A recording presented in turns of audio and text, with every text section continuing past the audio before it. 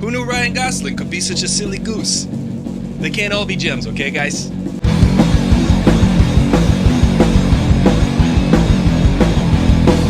The Nice Guys is co-written by Shane Black and Anthony Pagarozzi. Just thought I'd pronounce that right. The movie is also directed by Shane Black, who you may know as the writer-director of Kiss Kiss Bang Bang, Last Boy Scout, or as the creator of the legendary duo Roger Murtaugh and Martin Riggs in the Lethal Weapon series.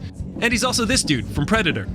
The Nice Guys takes place in 1970s Los Angeles, where you could smoke wherever you go, everything was undeniably smoggy, and people wore bell-bottoms the size of your head. Ryan Gosling's character plays Holland March, a down-on-his-luck private investigator. He's probably down on his luck because he's not very good. Russell Crowe's character, Jackson Healy, is hired to go after Ryan Gosling and tell him, send him a message, tell him to stop looking for Amelia. And as you would imagine, upon their first meeting, there's a bit of a kerfuffle, a dust-up, a skirmish, which results in Ryan Gosling getting his arm broken by Russell Crowe in a very hilarious scene. This unlikely pair set aside their differences because, business is business, and they join forces along with Ryan Gosling's daughter to go and find Amelia. This movie's a caper, if there ever was one. It's a film noir that takes place in the 1970s, and it really is a love letter to LA. There's a lot of attention to detail, there's a lot of smoking cigarettes, and there's a lot of cursing, and it's a very rated R action comedy, and we haven't had those since the 80s, since Lethal Weapon, since The Last Boy Scout. The way Shane Black reveals things and moves the story forward is very surprising and funny. There's a lot of setups that pay off in ways you did not expect. I guess a good example of that would be, this isn't in the movie, but if you see someone walking backwards slowly and there's a banana peel on the floor behind them, you have a certain expectation as to what's about to happen. But in a Shane Black movie, once you step on that banana peel, you might explode or nothing will happen. Ryan Gosling does an amazing job with the physical comedy. He nails it with the comic delivery on his lines. His slapstick is reminiscent of Jerry Lewis, Jim Carrey, Lou Costello. The fun part about this movie is a lot of stuff goes wrong, but the stuff that goes right a lot of the times by accident, yet still advances the story and the plot. Though the hijinks seems to be haphazard, Shane Black is masterful at bringing things up in his screenplays and then addressing them later or bringing them up again or creating motifs and themes. It's fun for smart guys and dumb guys too. The father-daughter dynamic between Ryan Gosling's character and Angourie Rice, she is fantastic in this movie. She is really the heart and soul of the operation that they have going on between Ryan Gosling's character and Russell Crowe's character. That father-daughter dynamic is very reminiscent of The Last Boy Scout between Bruce Willis and his daughter's character in that movie. Though in that movie, the daughter is very rebellious, angry, and a little bit repugnant, but then she wins you over toward the end. In this movie, the daughter just wins you over right from the start. She's very funny. She's precocious.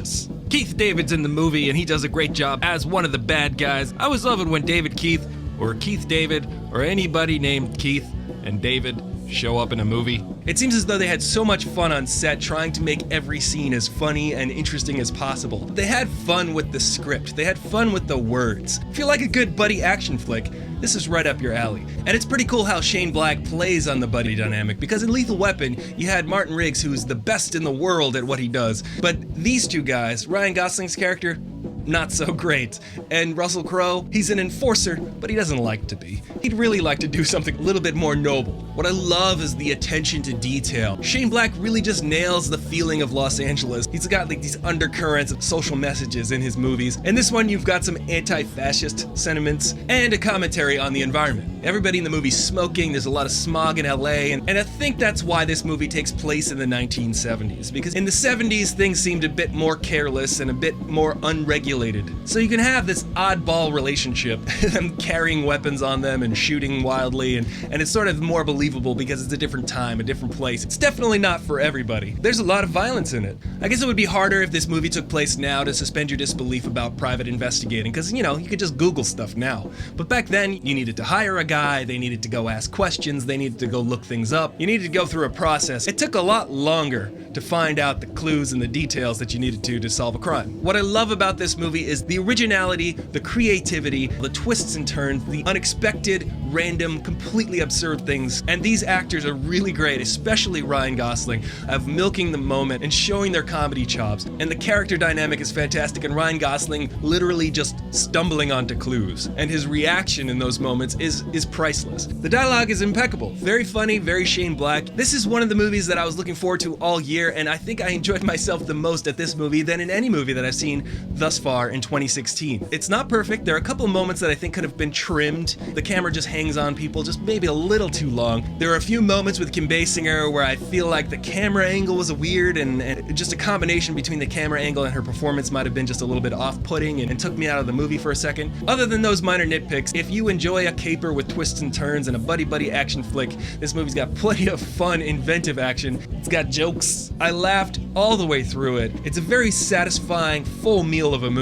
Most of the trailers we see these days are just sequels and reboots. There are very few original movies in Hollywood these days. Everything seems to be a franchise. Although this movie seems to be setting itself up for a franchise, it's very refreshing and promising. And hopefully we'll see some new, original works that sell themselves in the trailer. It was so nice to be hooked into this movie just from the charisma of the characters and the original jokes in the trailer. When you want to make a movie, just tap into the zeitgeist and comment on it. If you're into good writing, I think you'll like this movie.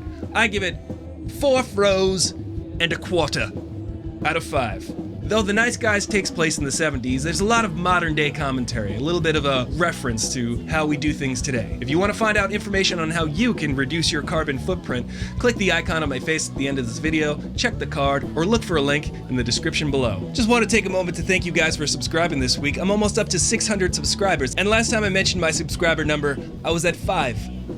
So we're that much closer to 1 million subscribers, so thank you so much, I really do appreciate it. So let's have a chat. What's your favorite buddy action flick? Let me know in the comments below and we'll compare notes and have a chat about it. So remember to click the subscribe button, click the like button, and share this video. I'm Aristotle Full Throttle, and I'll see you later.